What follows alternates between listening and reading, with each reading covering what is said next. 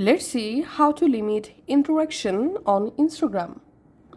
So the Instagram limit interaction feature is a new feature. That limit interactions feature helps protect your account from spam, harassment, or sudden attention spikes like after a viral post.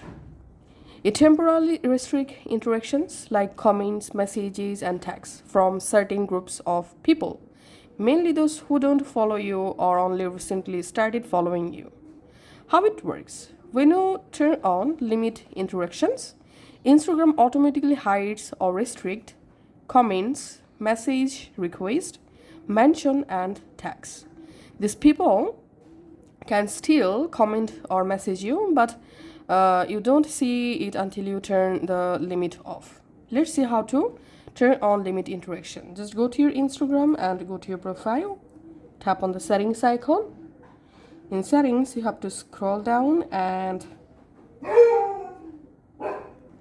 come to this section, how others can interact with you. Here, you'll find this limit interaction option. Tap on that and tap on turn on.